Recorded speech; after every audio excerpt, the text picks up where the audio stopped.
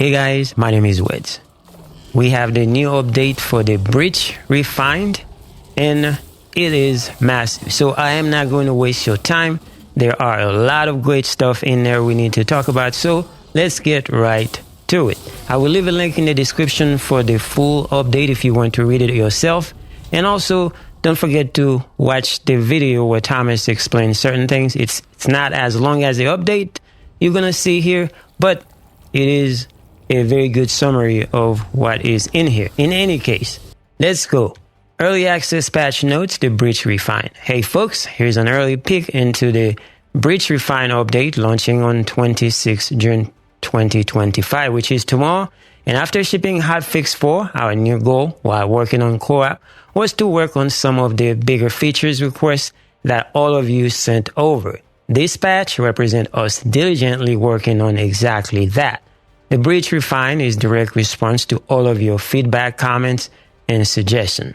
So, without further ado, here's what we've been up to. Now, for those of you guys that have issues with your PC, okay, this is what they got for you.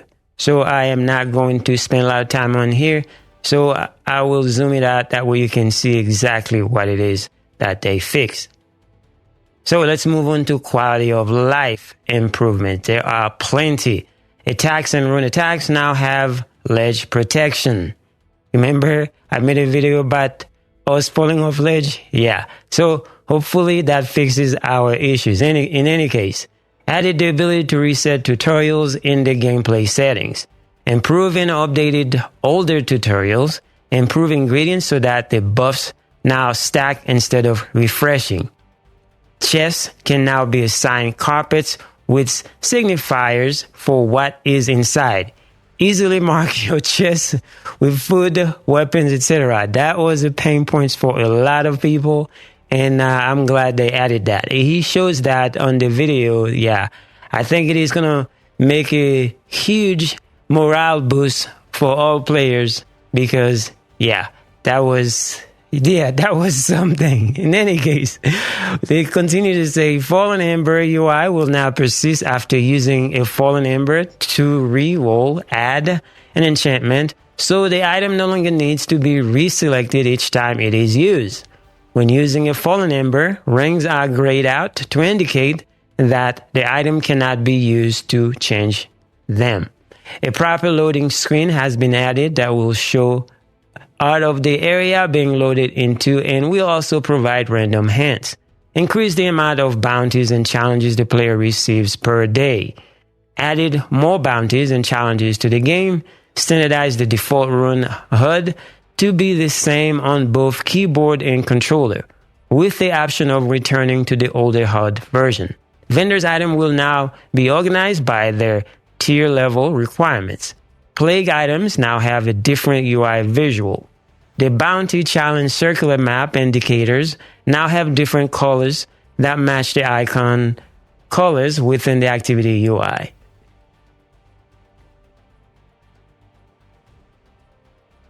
All right. I don't want to read everything, guys. Like I said, the link will be in the description. So I'm going to skip certain things, and I'm going to try to focus on some of the things that I think that might be most interesting. And anyway, tools are no longer destroyed upon reaching 0 durability. You remember how painful that can be. So now it's not going to be destroyed. So you're still going to have it. So that gives us a chance to go and repair it rather than us having to just go and recraft another one. So this is good stuff. Now let's go to quest. It's a small mercy, new quest. Eleanor will be waiting for the serum after they wake up in the rookery. She has a request for the serum, and in return for their aid, she'll provide various services for them. The innkeeper's husband, updated quest.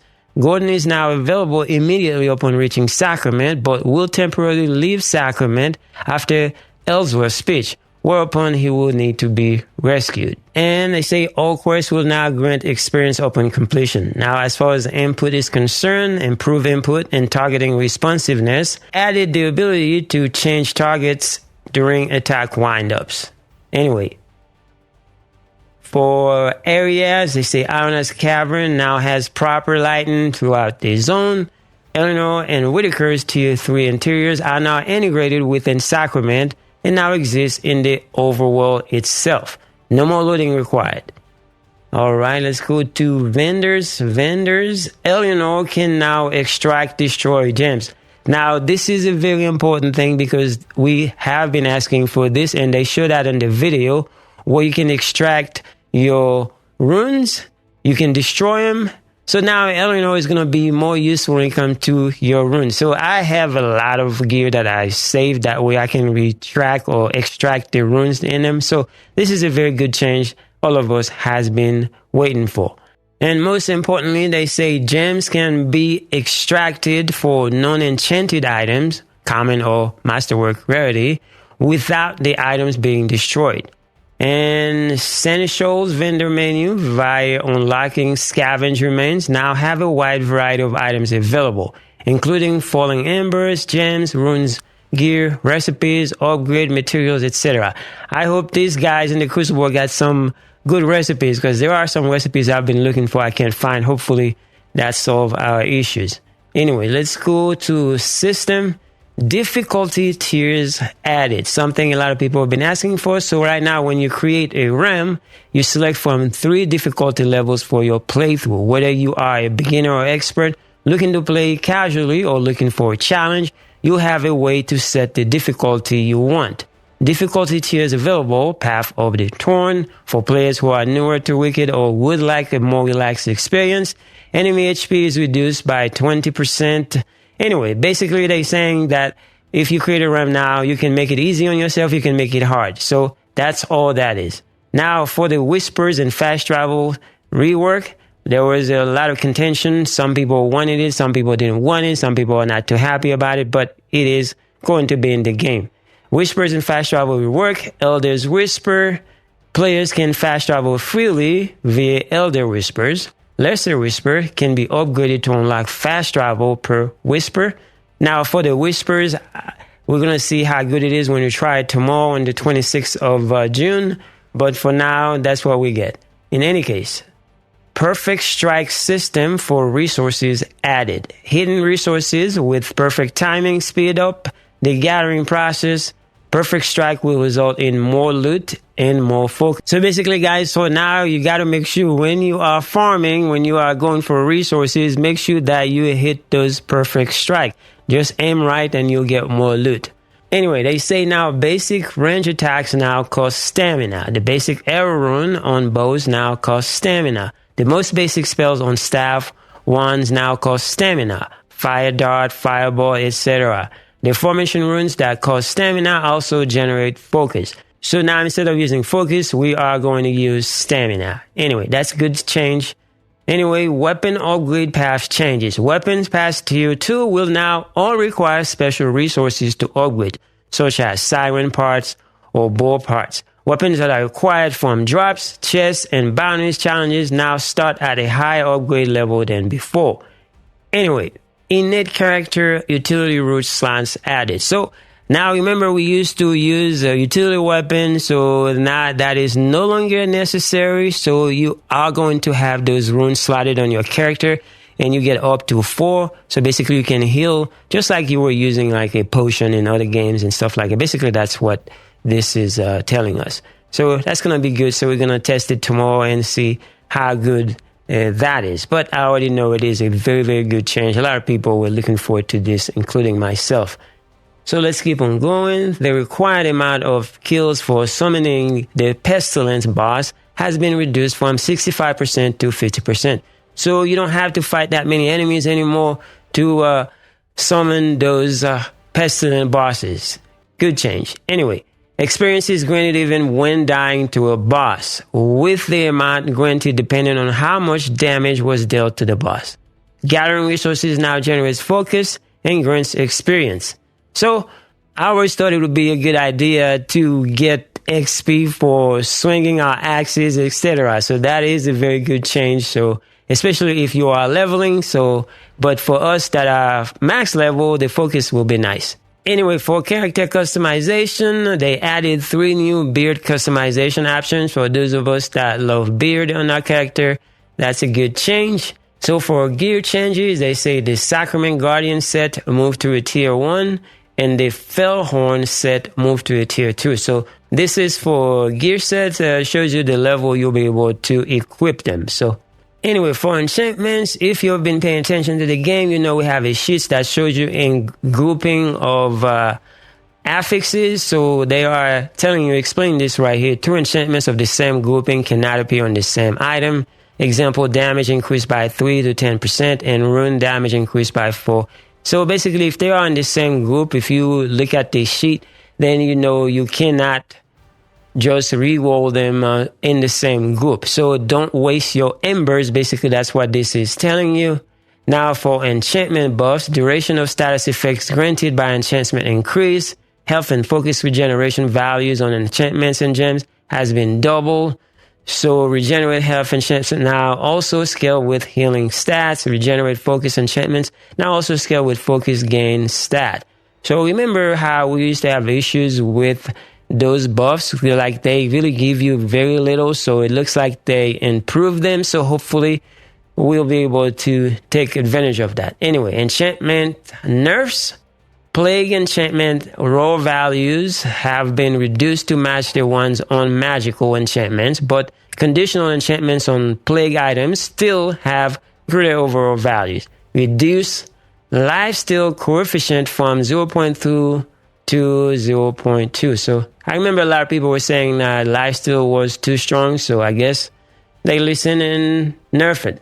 Focus costs and damage taken stats now have diminishing returns, so stacking them should be less effective. Anyway, focus costs and damage taken enchantments are generally weaker. Frozen enemy armor decreased by 25 to 50%. Decrease to frozen enemy armor decreased by 15% to 30%. I remember it used to be 48%, but anyway. All right, they removed some enchantments. They gain time percentage health once per rune attack. They removed that. Added gain health equal to time percent of focus spent. Gain time percent health on damage dealt against frozen enemies. Execute infected low health enemies on damage death.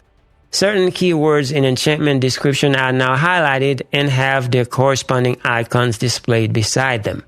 Anyway, now we're moving on to enemies and bosses. New enemy added. Torn Register spawns additional enemies until defeated.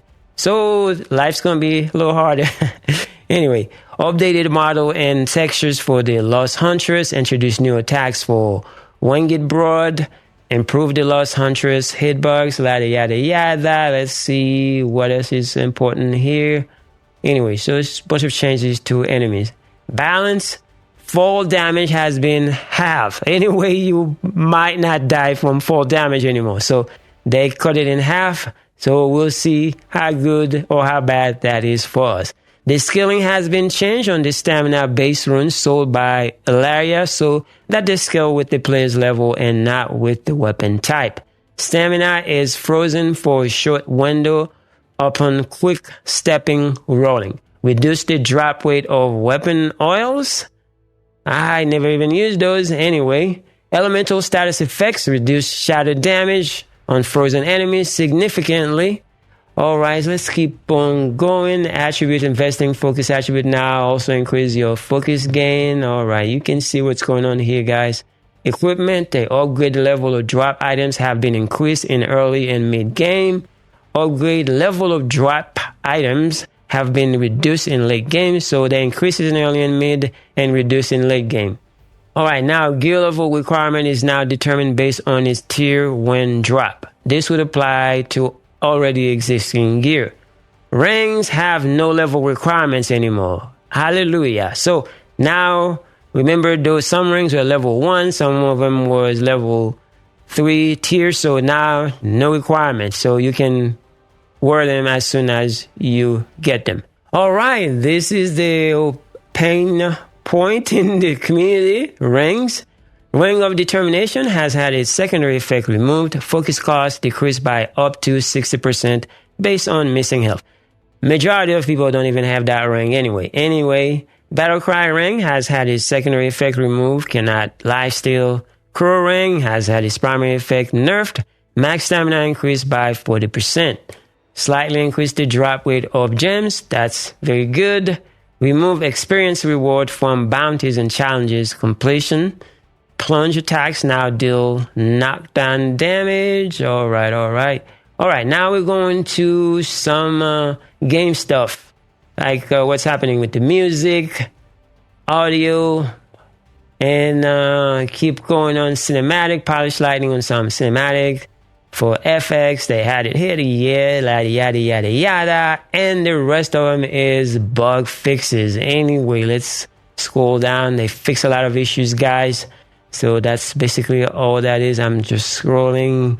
Yeah, man, I think that's where we're going to stop. All right, guys, you see it. I try my best to keep it as short as possible. So hopefully this helps you out. Thank you so much for watching. I will see you guys in the next one.